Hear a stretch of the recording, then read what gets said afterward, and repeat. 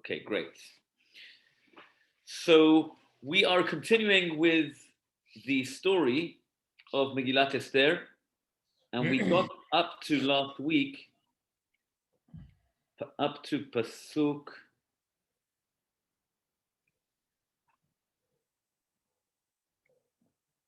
Tet Zayin.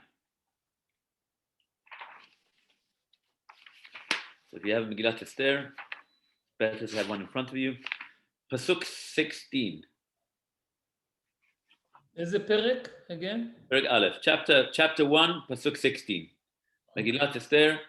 If you don't have a Megillah, it's probably the back of the Chumash, usually the back of Sefer Shemot, back of the Art Scrolls Chumash, the stone Chumash, page 1252. And we are in the middle of the story. So really, we left off on a high note last week, and we're trying to understand the story of Megilat Esther through the lens of Rashi and the lens of the Gaon Mivilna, Rabbi Eliyahu Mivilna, who is one of the primary commentators on Megilat Esther. If you just give me a minute, I'm just going to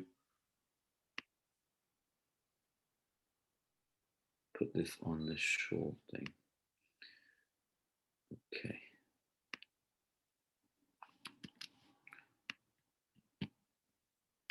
Okay.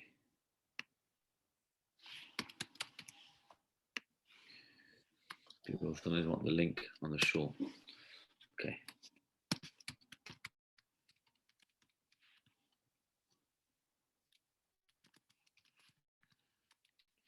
Okay. So we are trying to understand the complex stories of the Megillah. We spoke about last week. The Megillah is not to be taken simply. The story of the Megillah actually took place over a period of 9 years, from beginning to end. And what's special and unique about Megilat Esther, why it's so different, is because Megilat Esther is, if you look at it simply, it just looks like a plain bunch of sequences of simple events. This happened, and Vashti got killed, and then Esther, by the way, got chosen, and then, by the way, Haman got put up, and then, by the way, there were letters sent out, and by the way, the king couldn't sleep, and by the way, Esther called him for a party, and by the way, he was just in a bad mood, and by the way, Haman got killed, and by the way, Jews got saved. It's 9 years, and in fact, the Gemara says, we quoted from the Gaon Mivilna last week, that you can't read the Megillah in portions. You have to read the whole thing. That's the halacha. Megillah has to be written bishlemut, as a whole Megillah. The uniqueness of Megillat Esther is to understand that HaKadosh Baruch Hu is pulling the strings. And throughout every part of the story, there are so many subtle pieces to the story, which if you just read like a storybook, you sometimes may not be aware of. But when you look at Rashi, you look at the Mefarshim, you look at the commentators a little bit, you suddenly understand there's a much bigger plot going on over here. And there was an end game. There was a beginning and an end. And throughout the story, we see how the story unfolds, and that's what we're trying to do as we go through the Psukim. The Shelah Kadosh, he says a very nice idea. Just before we start, he says that when you look at the story of when Achashverosh can't sleep at night, it's the middle of the night, you can't sleep. Insomnia, he's twisting and turning. What happened? Esther had just invited his greatest minister, and this minister is a troublemaker. He's got a history of trouble. As we are going to go through now today, this minister was actually the guy who actually got rid of Vashti, got killed, the wife of Achashverosh. So this Haman guy, and as much as he kind of raised him up, he really wasn't such a favorite of the king. But he's doing good work, so we'll keep him. And he's a popular guy, and he's got the country under control, he's got the kingdom under control. Until Esther, who's this mystery queen, is not saying who she is from, not saying who her people are, and she's just not giving up who she is. So Achashverosh can never get the better of her yet. And suddenly, Esther, who's never called to the king, or never just comes voluntarily, as maybe we'll see a little bit later today, she was married to Mordechai, Rashi says, according to one opinion, and this was really against her will, the whole thing, that she was pulled to the palace. And she never comes to the king. Suddenly, she comes voluntarily to the king, all dressed up, inviting him for a party. Okay, wonderful. We're going to have a beautiful date, king and the queen. Hey, but 1 second. There's a catch. In this date is going to be somebody else in the mix. Who's that? The one and only Prime Minister, Haman. Achashverosh just can't get his head around it. Don't forget, throughout the Megillah, we know Achashverosh being such a powerful tyrant, if you want, who's constantly trying to make sure that his enemies don't get the better of him. And we know the story of Bigtan and Seresh, who want to poison him, and Mordechai came and told Esther, and Esther told the king. So the whole time he's going through these conspiracy theories in his head. We spoke about that psychologist. Ron, you weren't here last week, I don't think. And we said if a psychologist would like to analyze Achashverosh, probably you can write a book about him. But he's got issues, this guy, and he's constantly worried. And now he can't sleep at night because he just had a wonderful party, but there's something nagging. He can't get it, understand what is it. There's something bothering him. And there's Haman, and there's Esther, and he's not sure where he's standing, and he doesn't know what to do. He's tossing and turning and tossing and turning, and he says, 1 second, maybe I'd better cover my bases. How do I cover my bases?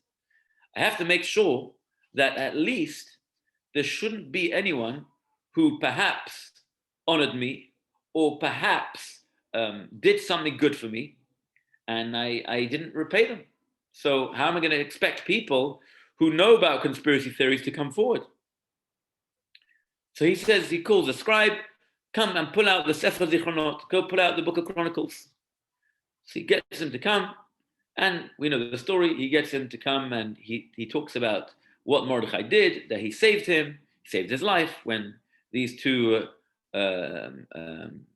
gods, Bigtan and Seresh, were trying to plot against him, and he actually got saved by the king, by them, by Mordechai. And he asked him, so what did he get in return?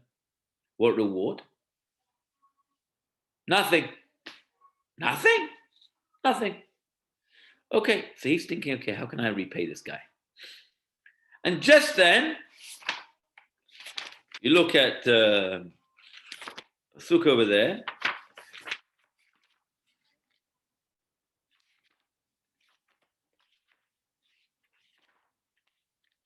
Perek Vav, chapter 6. Suddenly, Vayomer HaMelech, mi bechatzer. No, I hear some noises in the middle of the night. Who's that?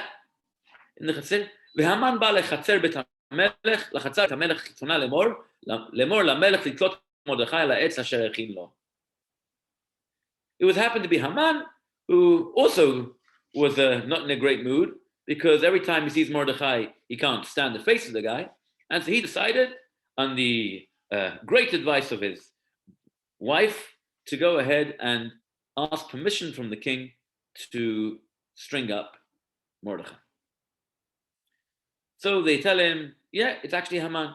Haman comes in, and we know the story. He says to him, no, what should I do to someone who the king wants to honor? Asher hamelech hafetz bikaro. Yomer hamelech aman belibo. I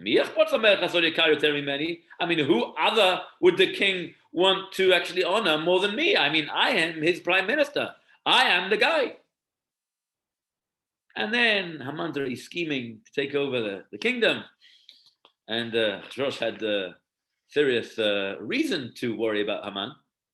And he starts giving him the whole idea. He should be on the horse, and he should dress up as the king, and he should have the king's crown. And then Achashverosh really gets nervous. He decides, you know what? I'm going to put this little guy in his place. I'm going to make sure I put Haman, and he is going to be degraded, just to kind of show him who's who and what's what. He should take Mordechai, who is his arch enemy, who everybody knows. and he is going to go and ride him round. So Ray kind of twisted everything around, and that was the beginning of the end for Mordechai, for Haman, where Haman starts there. His daughter eventually commits suicide. The Gemara says, Haman yitzchaf el beto avel v'chafui rosh, pasuk yud bet, pasuk 12. Haman's really mad. He tells everything what happens, and then they tell him, Ki nafol tipol lefanav. You should know, lo tuchal lo. It's not going to happen, because once you're going down with the Jews, you go up, but once you're up there and you start messing around with them, it's all the way down. Odam medaberim imo. They're still there, and they rush him to the second party of Esther. Esther had already invited him to the party. He didn't have a chance to even to shower, to even have a bath, and they rush him in this, you can imagine, this anxious state, completely messy, completely dirty, just being completely, can you imagine the prime minister of 127 provinces being thrown around, kicked around, and now he's taken straight to the palace of the king to enjoy his second party. Hardly an enjoyable situation, and we know the rest of the story. That is when Esther points out, her beseeches Achashverosh.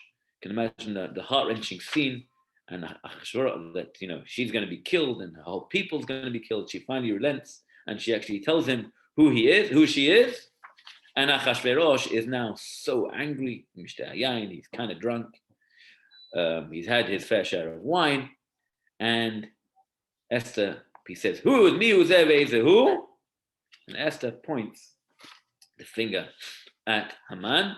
Haman chafu. Achashverosh doesn't know what hit him. Not only this guy he's got this whole conspiracy to perhaps take over the kingdom. The guy wants my crown. But furthermore, he wants to kill my queen. And this is not the first time. He's actually got a track record of trying to kill the queen. He goes outside and he sees them cutting down some royal orchards. You can imagine with the wealth of Achashverosh. This is Pasuk Tet, Perek Zayin, chapter 7, Pasuk 9. ויאמר חרבונה אחד מן אשר ישים את המלך גם הנה העץ אשר עשה למרדכי שדיבר טוב על המלך עומד בבית המן גבוה 50 אמה. ויאמר המלך תלו עליו. Sorry, I missed out a pasuk. So the Midrash says that he's outside and he's cutting down trees. They're cutting down trees, and Achashverosh asks him, "What are you doing, cutting down trees from the royal orchard?" So, yeah, well, Haman, he's using the trees of the king because he's got an agenda to go and kill Mordechai. He gets even more mad. He comes back inside. Pasuk Chet. והמלך שב מגינתי ביתן לבית משתה היין. Comes back in to the place of the party with Esther and Haman. Haman doesn't know what to do with himself, and he tries imploring with Esther to try and see if they can negotiate some sort of deal. No, I didn't mean it. I'm not sure. I wouldn't have killed you anyway. You're not part of the plan. Have a bit of pity on me. Malach came, Rashi says. Haman nofel, hamalach dachafo. Malach came and pushed Haman on top of Esther. You can imagine the scene that as Achashverosh walks in, he sees Haman on top of Esther, and he absolutely freaks out. Hagam lichposh et hamalkai mi babayit. You don't only want to take away my kingdom, you want to take my wife as well. Hadavar yitzem pi hamelech pnei Haman chafu. Haman knew this was the end, and that's when Charvona comes, which we bless him at the end of the Megillah. ויאמר חרבונה אחד מן הסרסים, some say it's אליהו הנביא, לפני המלך, גם הנה העץ אשר עשה המן למרדכי, שדיבר טוב על המלך, עומד בבית המן גבוה 50 אמה, ויאמר המלך, תדעו עליו, ויתלו את המן על העץ, אשר הכין למרדכי, חמת וחמת המלך שכח. So the king is told that he's got this gallows. Haman created this gallows for Mordechai, 50 amot high for the whole town to see. He says, you know what? Take Haman and I hang him up there. Hang him there, and now he's more relaxed. We mentioned last week that Melech, every time it says HaMelech in the Megillah, is referring to HaKadosh Baruch Hu. The Chamat HaMelech Shachacha, we said there's no name of God written in time Megillah, and the reference to God is through the reference of HaMelech. In fact, there's a modern custom in many Megillot. You buy a nice Megillah today, $1,000, $1,500, $2,000, a good kosher Megillah written on parchment, nicely written. Nowadays, something called the Hamelech Megillah. What's a Hamelech Megillah? First of all, the Hamelech is in the top of each line, just very nice. And nowadays, they usually draw like a nice crown on top of the Hamelech, to show that Hamelech is referring to HaKadosh Baruch Hu. But nowadays, you get some very nice Megillot of paintings and all sorts, which is kosher. You can't do it in the Sefer Torah, but in the Megillah you can. Anyway, so you see this concept of everything being swung around, everything being spun around. That's the theme of Megilat Esther. Everything you thought was going to happen like this, bidyuk hapuch.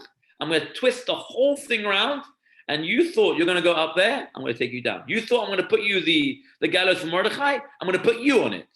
You thought, we said last week, you thought that you'll stop the Bet Mikdash, Achashverosh, you'll stop the Bet Mikdash being built. Your son Daryavesh will rebuild the Bet Mikdash, and not only rebuild the Bet Mikdash, from the taxes that you actually collected.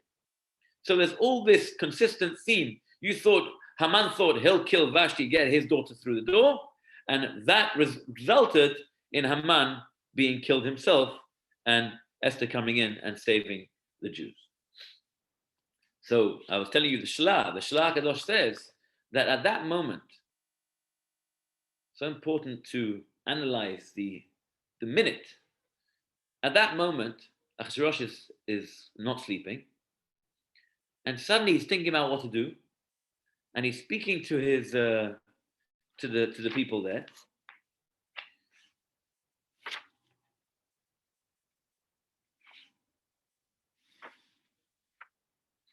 Vayomer HaMelech, you have to analyze. Let's just look through it, the pasuk. Chapter 6, pasuk Gimel. So the king is trying to figure out, what should we do with this guy? Vayomer HaMelech, ma na'asa yekaru gdula leMordechai ozeh. So what did they do to Mordechai that he saved the king from any plot? Vayomer na'arei HaMelech v'shartav, lo na'asa imo davar. Nothing was done to him. Okay. Suddenly, at that point in time, Vayomer HaMelech mi bechatzer v'Haman ba lachatzer bet HaMelech chitona leMelech litov Mordechai le'tishrim lo. Exactly at that minute, Haman comes through. He said, "Bring him inside." Now, 1 second. If Haman would have come 1 minute before, what would have happened? He would have heard it's Mordechai. He would have never suggested such a ridiculous thing. They should take Mordechai on the horse and the crown, and he would be all, get all this kavod. If it would have happened a minute later, the king is discussing with the people around him how he should give credit to Mordechai. It happened in the exact moment that not a word before, not a word after. If he would have heard the word of a Mordechai, he wouldn't have said it. If it would have been after, he would have come a minute later, he wouldn't have been asked for a suggestion. The Megillah at every point, what's so important to understand, that every second or split second of the Megillah was calculated to the T. And that's what we understand. Like HaKadosh Baruch Hu is pulling the strings to make sure things are happening exactly how he wants it. And not for us. It's for us to build our faith. Because we said last week, really, what is Esther? Esther is the only, really is one of the greatest Nisim. Because all the other Nisim v'Niflaot in Mitzrayim, we had tremendous Nisim v'Niflaot. But that wasn't, such great miracles. But that wasn't from death, the threat of death. That was slavery to coming out of slavery, to freedom. We said Chanukah even was in Eretz Israel, the Nes Chanukah. But Esther happens in Galut. Esther, the story of Esther happens in the time of darkness. It happens in a time where times are difficult, where we're in the Zman Galut, where HaKadosh Baruch Hu, God is in a place of Hester. God is in a place of hiding. That's the concept of masks. Why do we have masks? No need COVID. We have masks over our faces. Why? Because we're showing HaKadosh Baruch Hu is behind the mask. But who's behind the mask? We have to take off the mask and unmask the real HaMelech. That's why, again, Kadosh Baruch Hu is never mentioned, because there's a lesson over here. There's an emunah over here. Kadosh Baruch Hu, the lowest point, the darkest point. We said this is 70 years after the Bet HaMikdash was destroyed. And the Navi, the prophet, says that after 70 years, they're going to have a new Bet HaMikdash. Nothing. The Jewish people in history is the worst time in history from time of the Bet HaMikdash. That the state of despair is at the lowest point.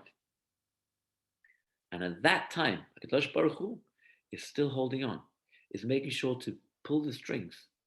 Everybody's a puppet. Everything is a puppet. And HaKadosh Baruch Hu will make sure to keep his children and to make sure that everything works out in the best possible manner. That is really the lesson of Esther encapsulated in, through the story. So let's go back to where we left off last week to continue in the understanding of the actual Pesukim. So we left off,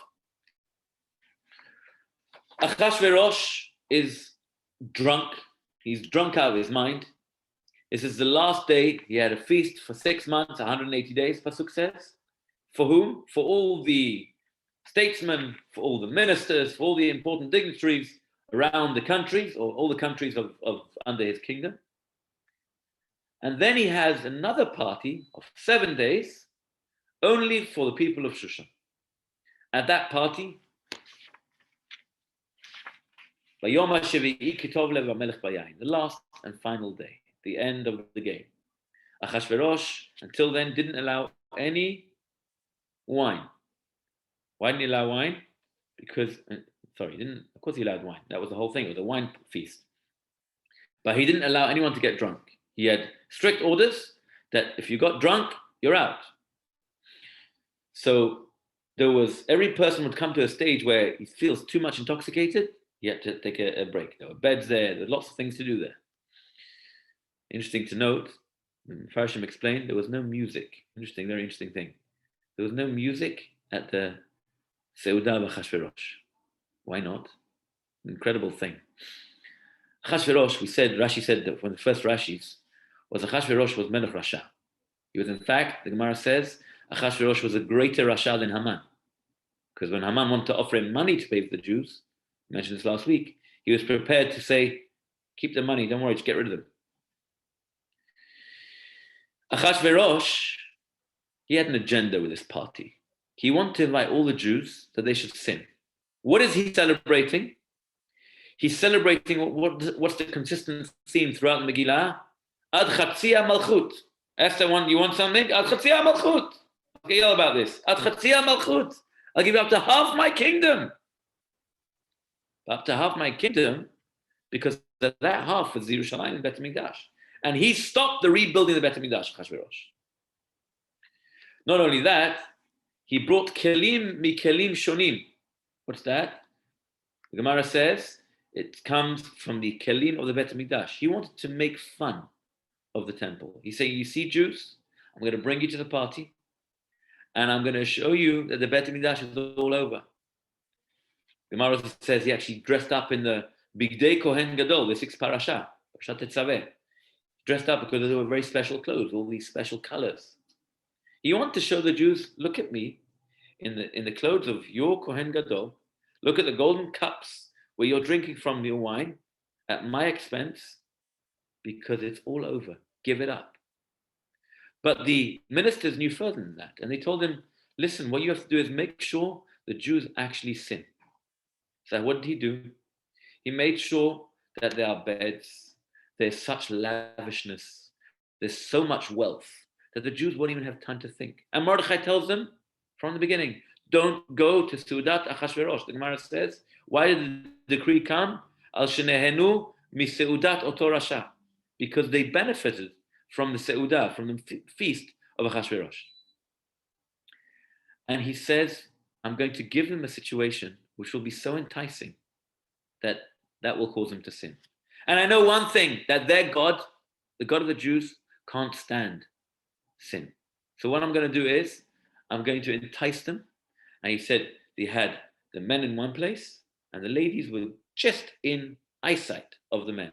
So that when they start getting drunk, Suddenly, what's the vulgar talk about? And we'll come back to the music. The Mefarshim say, Achashverosh knew there's one thing he's not going to allow. Every sense was going to be flattered. The eyesight, the stones, the rubies, the gold, the silver, the emeralds, the diamonds. The lavishness was so opulent riches, was so displayed with such a tremendous opulence is the word. But eyesight, food, wine, except for music. Farshim say that music is something very spiritual, and music, like in the Bet Mikdash, could bring a person to a certain state of mind. So an Avel can't have music, but a person can become very uplifted through music. Ha-bocher b'shirei zimra, we say nishtabach. He who chooses song. In fact, when a person went to the Bet Mikdash to bring a korban, the Levi'im, Kohanim b'avodatam, Levi'im b'duchanam, this is the state of elevation a person would feel just by bringing a korban from music alone. Would be an incredibly uplifting experience. And Achashverosh didn't want them to be uplifted. So Achashverosh says, I'll give you whatever you want, but A, you're not allowed to get drunk, because if you get drunk, then you're not sinning from your own, it's not like normal sinning, you're crazy. And also, I'm not going to give you the opportunity to be uplifted. And those are the two things Achashverosh banned, except for the last day. The last day, Achashverosh says, no punches, we're going to go all out, we're going to allow people to get drunk. And everybody starts getting drunk, and the men start talking about who is the fairest of them all. And each country says, my wife, our country women are the most beautiful, until Achashverosh says, you know who's the beautiful, prettiest of them all? Queen Vashti. Decides to get a kick at it, and he asks to bring Vashti, said unclothed, to the men while they're drunk. You can imagine what Vashti felt. Although Vashti, being a Rasha in her own right, and we said the Gemara says that she used to bring Jewish girls to be in that state on Shabbat, to go and work for her, to abuse them, and therefore the Gemara says, Midah keneged midah, that Kadosh Baruch Hu made on the seventh day on Shabbat, that she would be asked to come in that state of affairs. And they come, and Vashti refuses to come, and she gives back a horrible comeback to the king, saying, my father, if he would have drunk so much wine, he would still never get drunk, and you're a stable boy, you are getting drunk, and look at you, you're asking me, Queen Vashti. She spoke about this, Vashti HaMalka Vashti. I am Queen Vashti, and you dare to have the audacity to come and ask me to come out like that in front of you boorish men. And now, this is in front of everyone, Achashverosh just realizes he's now stuck in this difficult predicament. How is he going to deal with this? On one hand, he's actually told Vashti that she has to come, instructed her with a ridiculous thing, but the fact is, she actually gave some comeback, extremely rude and extremely inappropriate in front of everyone. So Achashverosh is stuck between a rock and a hard place.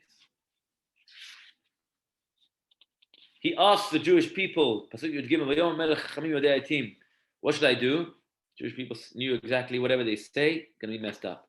They tell him to kill her. Next morning he'll wake up, like what happened? Get angry with the Jews. Why you tell me to kill him? Tell me not to kill her? So you don't care about the honor of the king.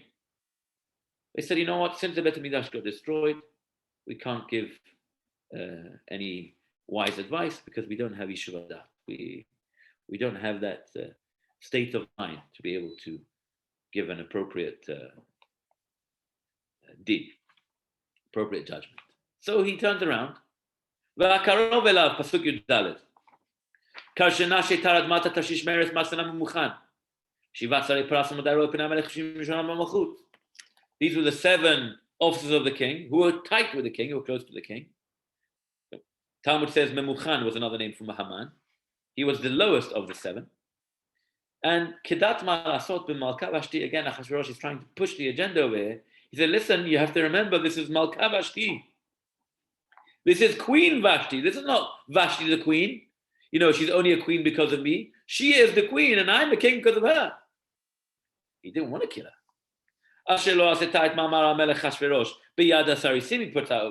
He said maybe she didn't want to come because it was only in the hands of lower chamberlains. So maybe give her a better judgment. And this is where we left off. Vayomer Memuchan, Pasuk 16. Chapter 1, Pasuk 16. Vayomer Memuchan, this is Haman, Lifnei HaMelech v'Hasarim, in front of the king and in front of the officials. Lo ala melech levado aveta Vashti Malka. This is not only the king whom Vashti the queen has wronged. Ki al kol hasarim ve'al kol ha'amim asher bechol medinot hamelech Achashverosh. But also all the officials and all the people in the provinces of King Achashverosh. Note, lo ala melech levado aveta Vashti Malka. Again, Haman's pointing out Vashti is only not Malka Vashti, she is Vashti Malka. She is the queen because of you, Achashverosh. But you should know she's really messed up over here because it's not only about her, this is about everyone. Why? Next Pasuk, Pasuk 17. Ki yetzeh devar HaMalka be'al kol hanashim lehavzot ba'alehen be'enehem. For this deed of the queen will come to the attention of all women, making their husbands contemptible in their eyes by saying, "Be'omram HaMelech Achashverosh amar lehavi et Vashti HaMalka lefanav lo ba." He said, listen, King Achashverosh commanded Vashti the queen to be brought before him, but she did not come.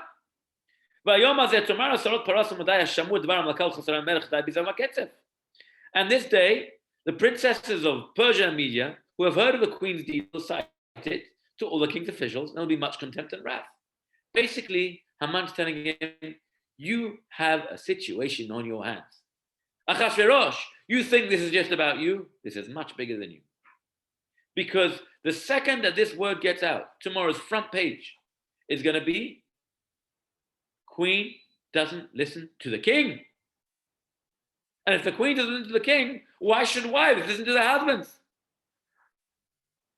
The Gemara points out that Haman had plenty of problems, his own issues at home. Haman married a woman, what was her name? Zeresh, thank you. He had a woman who was unfaithful, first of all. In fact, I think Yossi mentioned last week that when he called his friends to call her because he didn't know which one of his friends she was with. He knew where she was. And she was, and Arura Zeresh, we say at the end, yeah, right? She was one to give advice to hang Mordechai, but she was, didn't have any great shakes about her. But Haman, she was of greater prestige than Haman. Haman had great shalom bayit at home, or not very great shalom bayit, and he didn't know how to handle it. He had this constant fight with his wife. Who's more important, me or you? She says, excuse me, I come from an important family. You're a lowlife. Very nice, you're a minister, but I'm the one important over. You listen to me. And Haman says, excuse me, I'm this important person. How can you say that? So Haman says, listen, this is going to be a problem with everyone, with all the wives.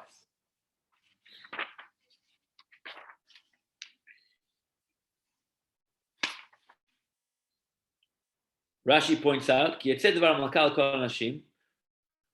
it's going to go out, that what? That she made, she degraded the king. They'll take lessons from that, and the wives across the provinces will take lesson from Vashti's behavior. And which will cause tremendous amount of grief. So this is where Haman, the Gemara also says, Haman, who was the lowest of all the chamberlains, comes and points out first. The Gemara says, Mikan shehediot kofetz barosh. Somebody who's doesn't have necessarily, you usually give kavod, you give honor to somebody who's wiser than you, more experienced than you, to speak first. This guy, Haman, is the lowest of the lot. and he speaks first. And he offers his opinion based on his own issues which he's bringing to the table. Im al hamelech tov, if it pleases the king, yetzeh devar malchut milefanav. There should be a royal decree. Gaon Vilna points out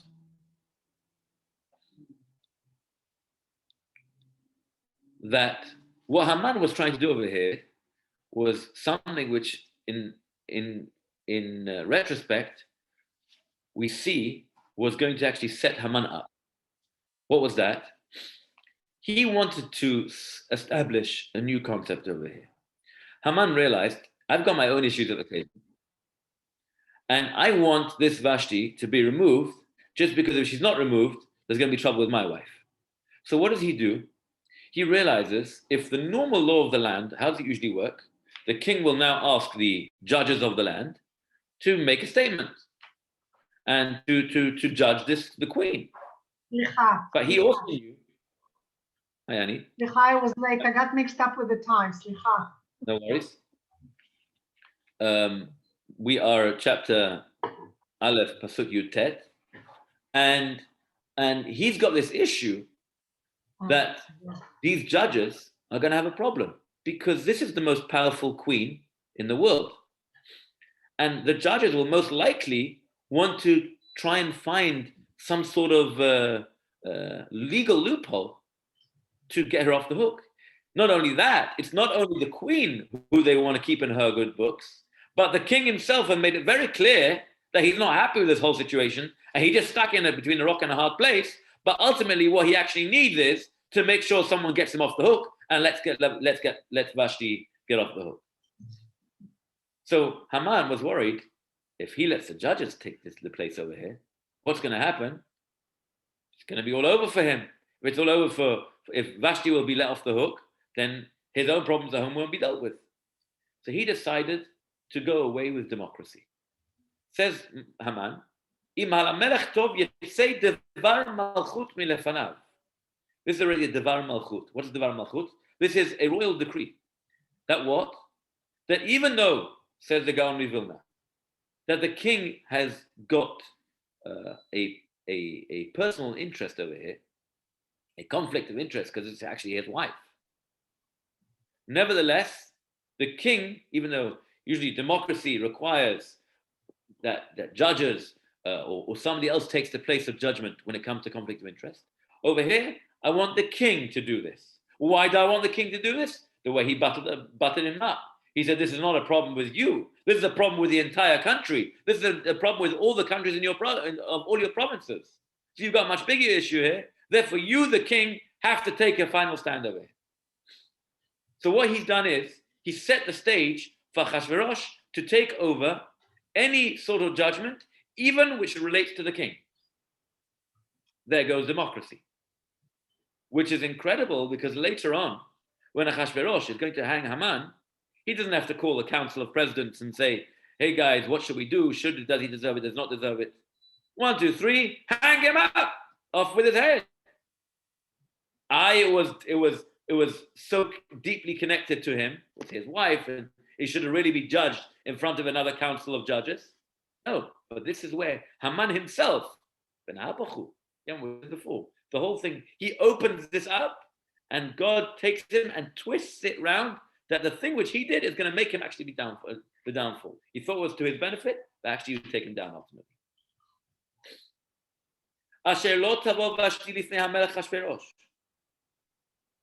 Not only that the royal decree will be that Achashverosh is going to be the one who's going to decide over here, is going to be the final decision maker. But asher lo tavo, that means even if now she wants to come and implore the king to let her off, it's all over. Now, again, Haman was very smart. Haman didn't write that he should kill her. Doesn't say anyway he should kill her.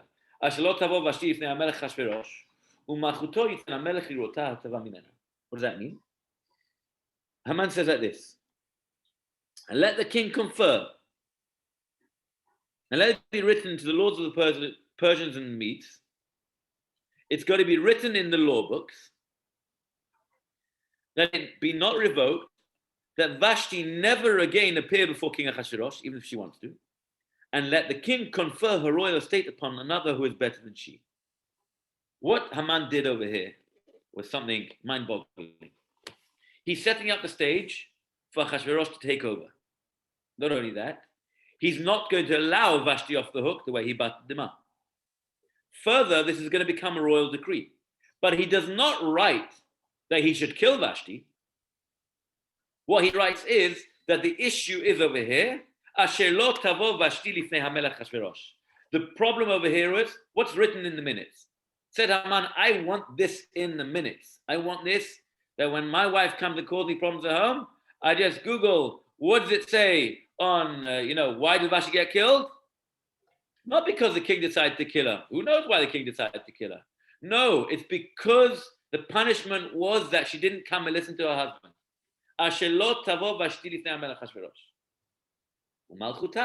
And this is again where Haman comes in. Again, Haman kind of really playing on the nerve of Ahasuerus. That you remember, Queen Vashti is not Queen Vashti. Queen Vashti is Vashti the queen because she married you. So you think you've got a nice wife over here? Don't worry, we'll kick you up with somebody else.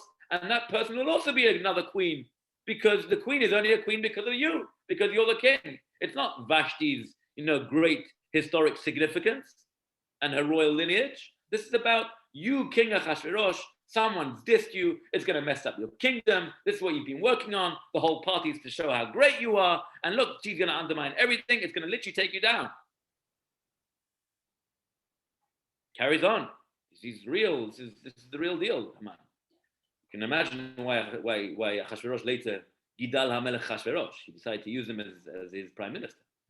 A smart guy. V'nishma pitgam HaMelech asher ya'aseh b'chol malchuto ki rabahi. Everyone's going to hear b'chol malchuto ki rabahi. Because this is a big deal. That what? Because it's such a big deal, the king himself has to take a stand over here. There's not just light. V'chol ha'anashim yitnu yikar lebalehen migadol v'ad katan. There's a Gaon Mivilna. Is the same idea. Haman's pointing out his issue. I've got an issue. My wife is of greater lineage than me. I have this constant issue at home.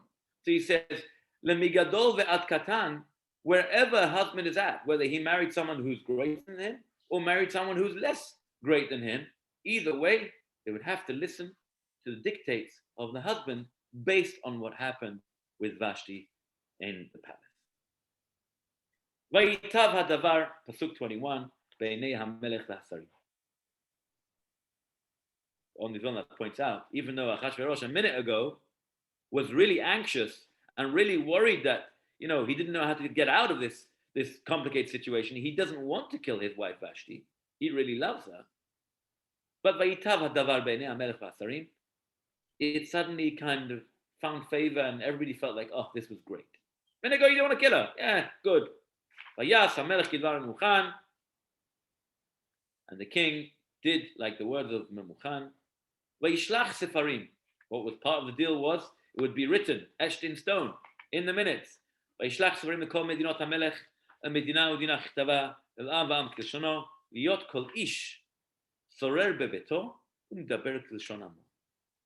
that mean? This proposal pleased the king and the officials alike. And the king did according to the word of Memuchan. And he sent letters into all the king's provinces, to each province in its own script, to each people in its own language, to the effect that every man should rule in his own home and speak the language of his own people. Says Rashi, Kofa et ishto lamed et leshono im hi bat lashon acher. If an African is married to a Japanese, then you have to speak Afrikaans. You always go with the husband's wedding. So that's how far it went into the decree of the king, and that's what Haman ultimately wanted for his own personal benefit. That's the end of chapter 1. Chapter 2, Perek Bet. Achar devarim ele, kishoch chamat al melech Ahasuerus. You can imagine next morning, King Ahasuerus has a serious hangover. But he wakes up, Vashti! Where is she? Have you seen Vashti? She probably got up for breakfast earlier than me. Where is she? Now you can imagine that the people over there, the officers who are supposed to be serving the king, realize very quickly what's going on over here. Achashverosh had a complete blank about what happened yesterday. Because he was drunk yesterday. But he was completely drunk. And he doesn't know what's in him. He's no idea. Vashti is no longer. He doesn't know how to handle it. And they say, "Where's Vashti? Have you seen her?" "No, I haven't seen her." And each one sends to the next guy until very quickly Achashverosh realizes something's going on over here. What's happened? And he throws another fit of rage. In fact, the Midrash says that he actually demoted Haman. Who did this? Exactly what Chachamim were worried about. Who was responsible for this decision? I was drunk. What do you expect? He demotes Haman, and that's why later on in Perek Gimel, it says Gidal HaMelech Achashverosh. Actually, Haman actually got reinstated and actually got lifted up as a result of him being pushed down at this point. Zacharet Vashti v'asher asata v'asher nigzar aleh. He remembered Zacharet Vashti. Rashi said Yofia v'ne'etzav. Remember the beauty. He came upset. V'asher nigzar aleh v'asher asata. What she actually did, and he realized that the crime didn't fit the punishment. V'asher nigzar aleha. And he remembered what actually had happened, that she had got taken up to the gallows.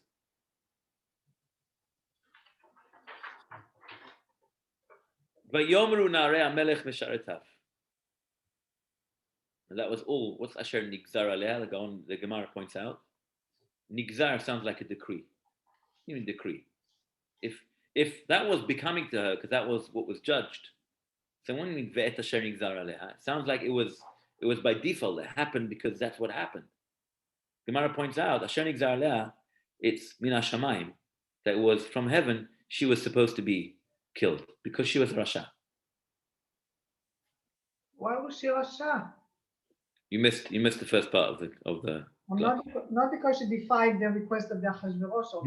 No. Because of what she was. She used to bring Jewish girls and make them work without any clothes on Shabbat. Yeah, I remember from last week. I remember. So that's why on Shabbat she got midah k'nei midah. Vayomru narei hamelech mesharetav. Now, who kicks in over here? Poor king doesn't have a wife anymore. Na'arei hamelech, the youngsters.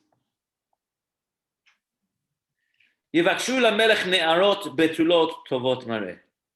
The king should let there be sought for the king beautiful young maidens. And don't worry, and we'll kick you out.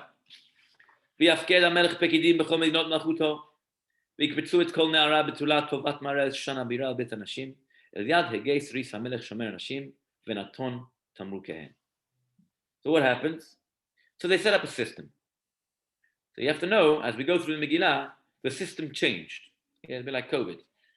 How the vaccines come out. Starts off like this, and then it goes like this. It's the system got extended with time. First it started off, the way the Gaon Vilna explains it, he says, "Vayafked hamelech pekidim." Says Rashi, "Lefi shekol pakidu pakid yaduot lo nashim hayafot b'medinato."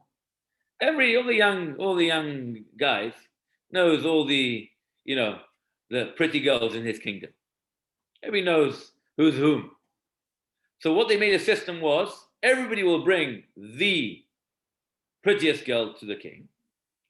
They will then be brought to Haggai, the guy who's going to be in charge,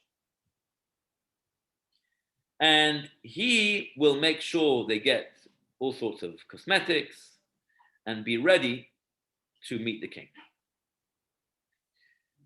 And now this took a long time. Yeah, this Pasuk says later on it would take 12 months. Also, it sounds like vaccines. It'd take 12 months for them to even get through.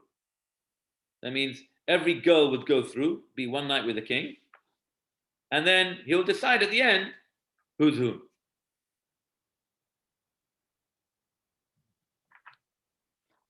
והנערה אשר תיטב בעיני המלך תמלוך תחת ושתי, and the girl, the maiden, who pleases the king, be queen instead of Vashti, וייטב הדבר בעיני המלך ויעש כן. This advice pleased the king, and he followed it.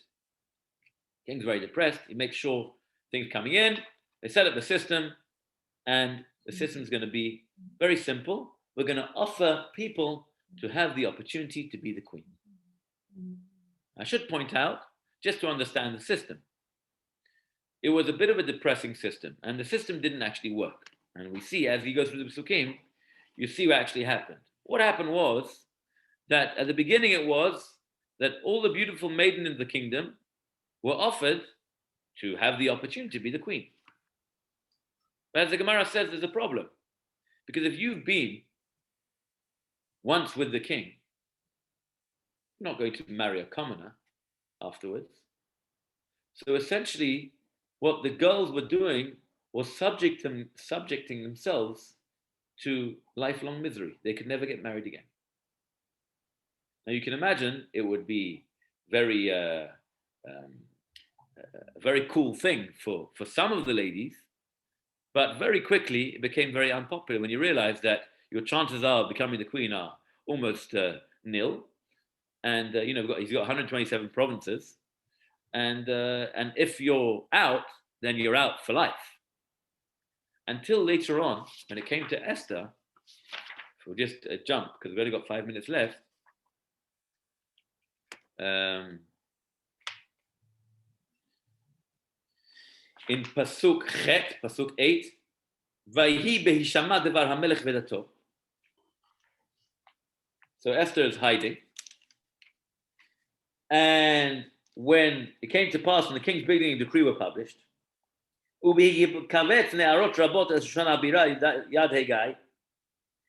it came, and when many young girls are being brought together to Shushan the capital under charge of Haggai, then Esther was taken to the palace under the charge of Haggai and the women. What happened was this system didn't work, and eventually became Devar HaMelech was the original idea. People should come out of their own will. Eventually became Vedato. Achat dato lehamit. If you don't come, you're under the threat of death. Any girl caught not coming forward to the king will be killed if they're caught, and therefore there was actually like whole groups of girls that were brought together. There were groups where people were going from house to house, officers of the king being told, you better bring them forward. If not, you're going to be in trouble. All this to prove how hard it was, how difficult it was for Esther to come forward. And it was literally under duress that she was actually brought forward. In fact, according to some, it wasn't only at that stage, it wasn't only girls who were unmarried. Even married girls, like Esther, according to Rashi, Vahi lo lebat, Rabotenu pirshu lebait, lebat can be said as lebait, as a house, that Esther was married to Mordechai. Some say it was his niece, some say it was like a daughter, his niece, because she was orphaned at a very young age, and some say it was actually he married her. And yet, nevertheless, she went under duress to the queen. Does that not pose a problem if she's already married to Mordechai? Big problem. And Dan, I think, asked correctly last week, how do we deal with that from a halachic perspective? Just point out, if you want to talk about that, there's a long Tosfot in Ketubot, which talks about it.